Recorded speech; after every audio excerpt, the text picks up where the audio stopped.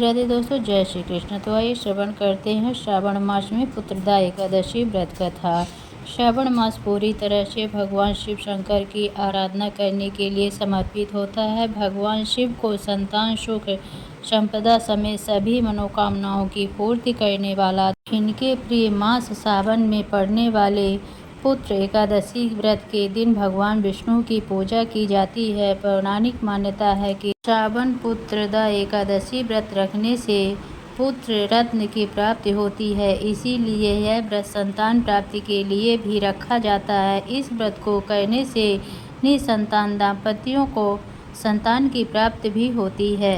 एक बार की बात है कि श्री युधिष्ठिर कहने लगे कि हे भगवान, श्रावण शुक्ल एकादशी का क्या नाम है, व्रत करने की विधि तथा इसका महत्व कृपा करके कहिए। मधुसूदन कहने लगे कि इस एकादशी का नाम पुत्रदा है। अब आप शांतिपूर्वक इसकी कथा सुनिए। इसके सुनते ही वाजपेयी यज्ञ का फल मिलता है। द्वापर युग के आरंभ में महिष्मती नाम की एक नगरी थी, जिसमें महिजीत नाम का राजा राज्य करता था। लेकिन पुत्रहीन होने के कारण राजा को राज्य सुखदायक नहीं लग रहा था। उसका मानना था कि जिसके संतान न हो उसे के लिए यह लोक और परलोक दोनों ही दुखदायक होते हैं। पुत्र सुख की प्राप्ति के लिए राजा ने अनेक उपाय किए, परंतु राजा को पुत्र की प्राप्ति नहीं हुई।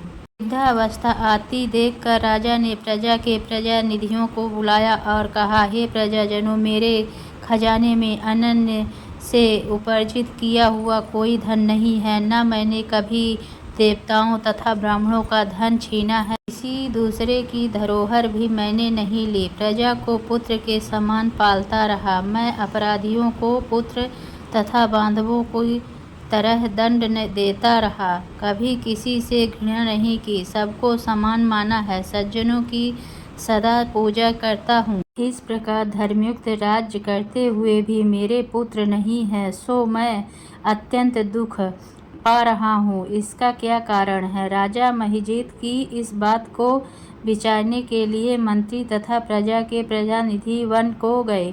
वहाँ बड़े बड़े ऋषि मुनियों के दर्शन किए। राजा की उत्तम कामना की पूर्ति के लिए किसी श्रेष्ठ तपस्वी मुनि को देखते फिरते रहे। एक आश्रम में उन्होंने एक अत्यंत वयोवृद्ध धर्म के ज्ञाता बड़े तपस्वी परमात्मा में मन लगाए हुए निराहार जितात्मा जित क्रोध सनातन धर्म के गूढ़ तत्वों को जानने वाले समस्त शास्त्रों के ज्ञाता महात्मा लोमस मुनि को देखा, जिनका कल्प के व्यतीत होने पर एक रोम गिरता था। सबने जाकर ऋषि को प्रणाम किया। उन लोगों को देखकर मुनि ने पूछा कि आप लोग किस कारण से आए हैं? निसंदेह मैं आप लोगों का हित करूंगा। मेरा जन्म केवल दूसरों के उपकार के लिए हुआ है, इसमें संदेह मत करो। लोमस ऋषि के ऐसे वचन सुनकर सब लोग बोले, हे महर्षि, आप हमारी बात जानने में ब्रह्मा से भी अधिक सामर्थ्य है, अतः आप हमारे इस संदेह को दूर कीजिए। महिष्मतीपुरी का परमात्मा राजा महिजीत प्रजा का पुत्र के समान पालन करता है, फिर भी वह पुत्रहीन होने के कारण दुखी है। उन लोगों ने आगे कहा कि हम लोग उसकी प्रजा हैं, अतः उसके दुख से हम भी दुखी हैं। आपके दर्शन से हमें पूर्ण विश्वास है कि हमारा यह संकट अवश्य दूर हो जाएगा, क्योंकि महान पुरुषों के दर्शन मात्र से अनेक कष्ट दूर हो जाते हैं।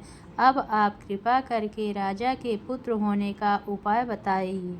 यह वार्तालाप सुनकर ऋषि ने थोड़ी देर के लिए नेत्र बंद किए और राजा से पूर्व जन्म का वृत्तांत जानकर कहने लगे कि यह राजा पूर्व जन्म में एक निर्धन वैश्य था। निर्धन होने के कारण इसने कई बुरे कर्म किए। यह एक गांव में दूसरे गांव व्यापार करने जाया करता था।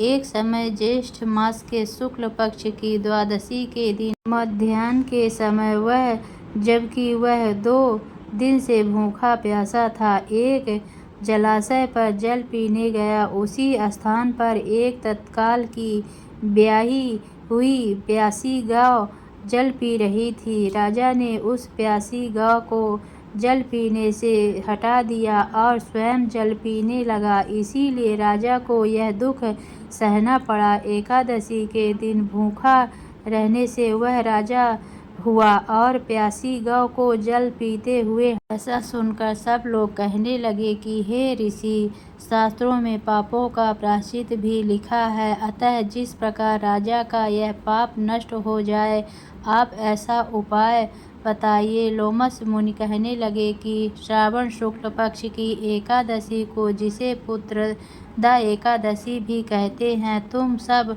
लोग व्रत करो और रात्रि को जागरण करो, तो उससे राजा का यह पूर्व जन्म का पाप अवश्य नष्ट हो जाएगा। साथ ही राजा को पुत्र की अवश्य प्राप्ति होगी। लोमश ऋषि से ऐसे वचन सुनकर मंत्रियों सहित सारी प्रजा नगर को वापस लौट आई और जब श्रावण शुक्ल एकादशी आई तो ऋषि की आज्ञा अनुसार सबने पुत्रदा एकादशी का व्रत और जागरण किया। इसके पश्चात द्वादशी के दिन उसके पुण्य का फल राजा को दिया गया। उस पुण्य के प्रभाव से रानी ने गर्भ धारण किया और प्रसव काल समाप्त होने पर उसके एक बड़ा तेजस्वी पुत्र उत्पन्न हुआ। इसीलिए हे राजन, इस श्रावण शुक्ल एकादशी का नाम पुत्रदा पड़ा। अतः संतान सुख की इच्छा हासिल करने वाले इस व्रत को अवश्य करें। इसके महत्व को सुनने से मनुष्य सब पापों से मुक्त हो जाता है और इस लोक से संतान सुख भोग कर परलोक में स्वर्ग की प्राप्ति होती है।